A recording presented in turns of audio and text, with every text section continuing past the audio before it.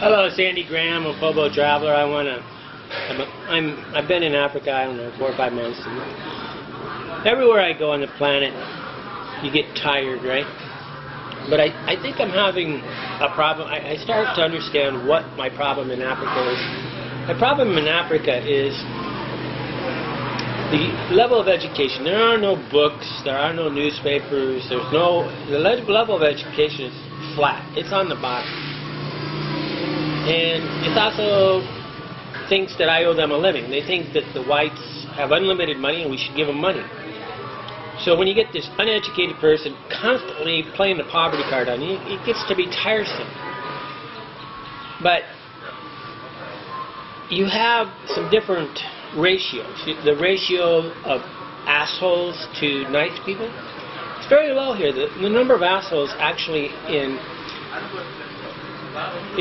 Togo, West Africa is, you know, like 1 per 100. But if you go to Dominican Republic, it could be 30%, while the number of assholes in Venezuela is like 30%. There's countries where it's really high. And so you have these asshole quotients where the people are not pleasant. They're really pleasant. But the dumb quotient, the lack of education, see, what happens with lack of education is they do some things. They never learn simple things like don't tailgate, give some space between a thing. You know, the person walking always has to ride. We had a problem in the hotel with the electricity the other day, and they don't even have a clue what breakers are. They have breakers there, but they don't know what they are. So I'm trying to sit there. I have to basically just force my way through and flip the breaker, because they're not smart enough to even know what a breaker is, because, oh, it's the electricity, blah, blah, blah, blah. So the dumbness here is so high, it causes a problem. And you can't escape it. It doesn't matter where you're at. Actually, the bigger the city, then you got more assholes with lack of education.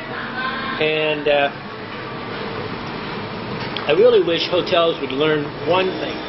The most important person in a hotel is having a maintenance man. A maintenance person that can fix anything and everything. What I like to live in is a mom and pop hotel with the guy that's an incredibly mechanical person that basically put together the hotel and knows how to fix everything. Because this is your number one thing. Cleaning the room is nothing. Getting things fixed is a problem. Okay, but I'm trying to figure out how to figure out the percentages. There's countries where they're too religious. I mean, like if you're in Egypt, it's like constant blaring of the loudspeaker systems for the prayer call, right? You have all these different problems in every different countries, but at the end of the day, what we want is to, before you move to a place, this is the hard part. You don't know what bothers you until after you're there for a year. And then you can be real clear on it. Then after you've been there for a year, you can make a commitment where you can hide from really angry. I need some intelligent conversation. And the only way to get it in Togo is to talk with the expats.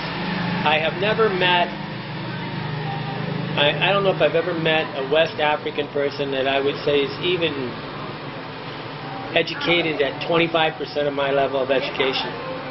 And then their worldview, they only know their country. I mean, there are no newspapers, right? There's television now, and so they're getting better. And the internet, that's not what people are doing on the internet. The internet, they're on Facebook trying to show off their breast or something, right? Education is available because now they can download books over the internet. So you do have the 1 in 100 that could become incredibly intelligent. But that doesn't mean they have manners, or because really what's missing in the third world countries is manners and law. Okay, it's the letter of law. Everybody's mad at the law in America. You just don't know what it's like to live outside in a place where they can do anything and everything they want without ever even, you can't even call the police. They would call and they'd want money just to talk to you. But I'm finally realizing that I can never live in Africa more than about 3 or 4 months because it's a vacuum. There is such a low level of education, but people are great. They're really like children. They're happy. They're fun. I mean, yeah, the drivers drive like idiots because they never learned how to drive.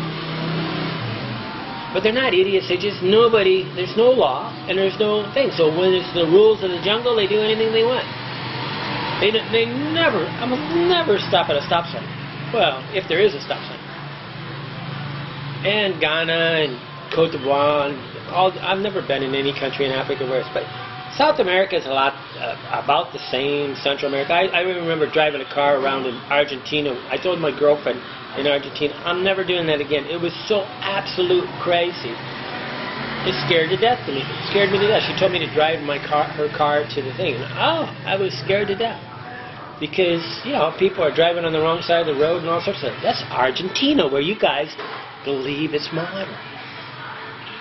There's just no such thing. Renting a car outside the United States is absolutely crazy. But the education level, I have a big need, I find, to talk with people that have some sort of worldly view, that on a daily basis where I can discuss things more than what we're eating today. But you know, you'll see a lot of the expats on expats, all they care about is girls.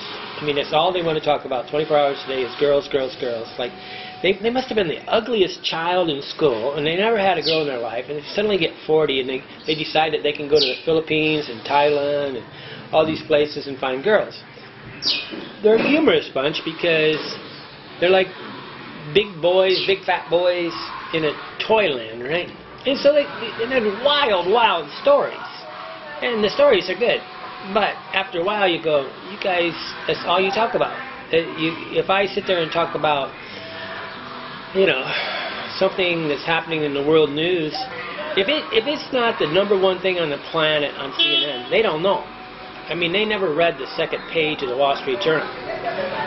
They never read the second page of the USA Today. And a lot of it's just tough to find educated people. If in any country you're at, you can get to the United States Embassy group and get into that. I did that one time in Togo, but Jack Diffley's gone and the whole group disbanded because it was taken over by somebody who wanted to put it on Facebook, and it just was total stupid. They had a winning methodology called the International Dinners Group, and they screwed it up because they took a winning formula and did it backwards, thinking that everybody's on Facebook. Well, nobody's on Facebook. They got an email every week saying, go eat dinner here, and we all got together and we had dinner. They broke up. I was really sad. But at the end of the day, I need an expat center of the universe, and so that I can have enough intelligence, education level that brings me some comfort. I can read books, watch movies all I want. I can surf on the internet, but I still need the ability to discuss things and talk with people, and have a thing. And I'm really frustrated here because I'm really glad I didn't marry Ba. I would have been tortured. I really love her, but she wants me to give her all the creature comforts. I don't want to get married, have a wife, 2 children, and a house. That has nothing to do with my happiness. That's the standard.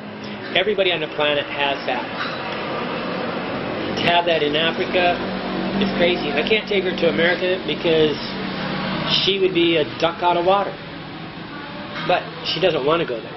Okay, Africa is just we really need what they really need sometimes is an education level compared to other countries that is, I mean, you need an asshole quotient. You need to know what percentage of assholes per 100 there is.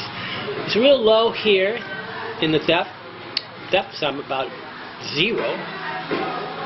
I couldn't have this camera in South America. Somebody would run by and grab the camera and run.